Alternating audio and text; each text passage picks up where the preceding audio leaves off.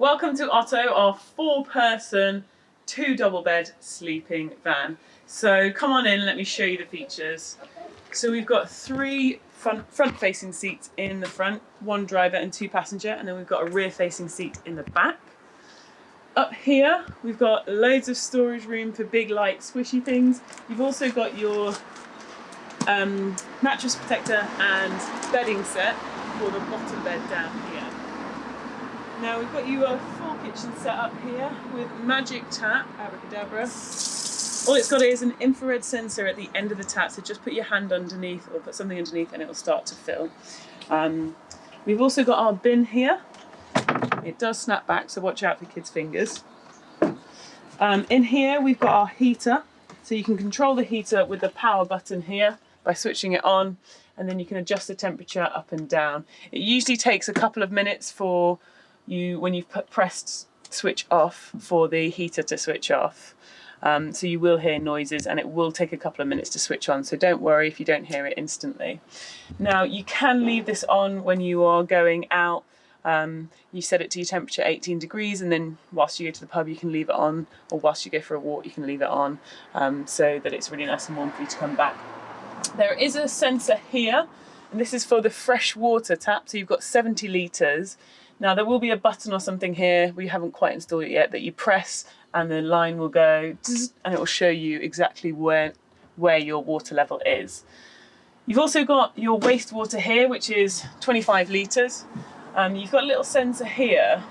All this does is, because you've got 70 litres for your water, your fresh water, and a 25 litre tap for your waste, it's really easy for you to overfill this waste. So if the tap here does stop working, all you need to do is unplug this, pull this out, and remember it can be quite heavy if it's completely full. Pull this out, give it a twist, and then empty your grey wastewater into the appropriate waste site. Once emptied, put back in, give it a little twist, and you'll be able to locate it underneath the sink waste. You've got to make sure when you put this in that you line it up like that, and then it will go in nice and smoothly. And then you can plug this back in the correct way. It will only go in one way. You've also got your fire blanket here in case there's any issues on fires on the stove. Back here you've got all of your things: pots, pans, kettles, chopping board, knife, plates, cutlery, wine glasses and mugs in here. Up here you've got your gas stove. So Otto's got an LPG gas tank underneath, so you shouldn't need to fill it up, and we'll keep that for you, that's part of it. To switch it on, all you need to do is just press on like you would do in a normal kitchen. You have got a window that you can open at the back here. You push the button down and you slide it across to open it, and we've got blinds here as well.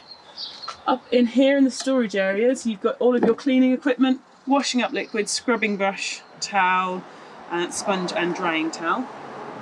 You've also got some spray and some hand gel. Up here you've got a dial for your fan, so that goes from 1 to 10 and you can hear it.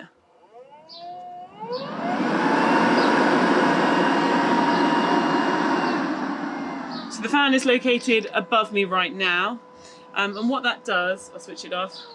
What that does is that's going to keep the air fresh, so if you're cooking something particularly strong smelling like bacon, you can have the air going through. You've also got over the bed 2 passive vents, so overnight if it is hot you can put this onto a low setting, 1 maybe 2, and it'll draw cool air through the van.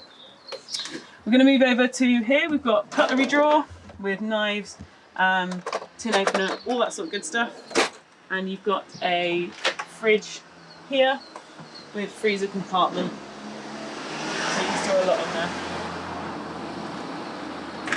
Moving into the bedding area, you've got the top bed here, so it is secured 1, 2, 3 bolts in this point at the moment.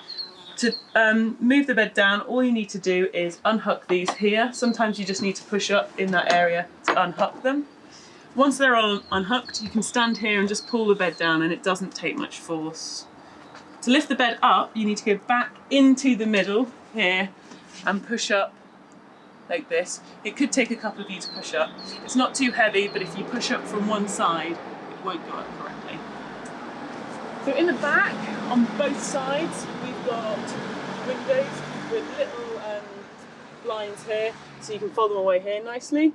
The window latches are here, so you move them across and you can slide the window open. So you can have a full window here, or you can put this sort of little insect thing across so you can get a really nice breeze.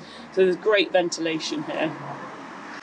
Make sure when you're leaving the van though that you close all of the windows securely so that there's no gaps or anything like that. We've got a lovely mirror back here, and we have 240 charging point just here, you can see. Behind me here we've got light switches to control this area when you're in the bedroom, and we've also got 12 volt USB charging points dotted all around the van, so you've got multiple parts to charge your phone or whatever it needs charging. I'm going to show you how this setup works now. So if you want to back out. So to get the double bed to work, make sure you watch out for fingers on this part. You flip up like this, and then these back cushions now form the centre part to the bed. And there you go, you've got a full double bed, and I showed you you've got the bedding up there. Under both of these seats, what I'll show you now is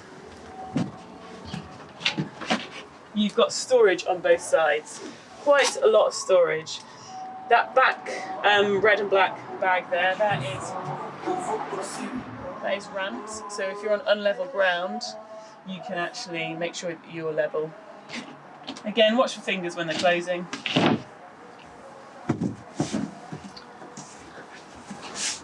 Under the kitchen here as well is a really good storage area for shoes.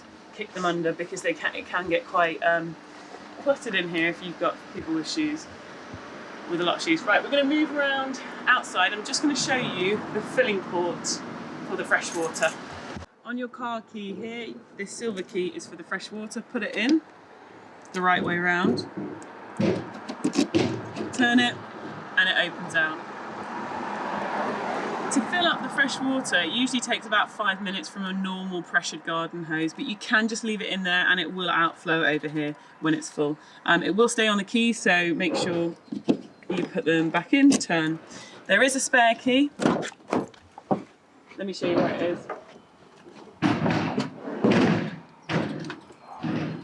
Behind the driver's seat, just here, there is a spare key for the fresh water.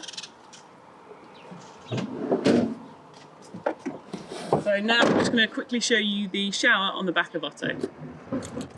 So the shower box is all contained in here. It has a freshwater supply running to it and a power supply. All you need to do is connect the gas to get a hot shower. You can have a cold shower just by pressing this switch. So here's the shower head. And all we've got to do is connect this gas up to the female connection down here.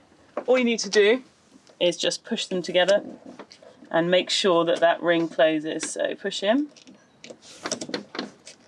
and you can see, you know it's connected because you can rotate these and they won't pull apart. Then all you need to do is, don't worry about changing any of these dials, just click on, and it will take about 30 seconds for the water to heat up, and you should see it being pumped through and coming out of here. You can hear the unit come on, and then that water will get warm really quickly. So when you're climbing the ladder, make sure you've got 3 points of contact at all times and you're wearing appropriate footwear, which I am not. When you get to the top, there is a roller bar here. Make sure that you don't put your fingers in there and you reach just past it. It's a great spot up there for watching anything, waves, sunbathing. Just remember there are roof vents on there, so don't stand on top of them, and make sure that this door is always closed when you're climbing or coming down from the roof.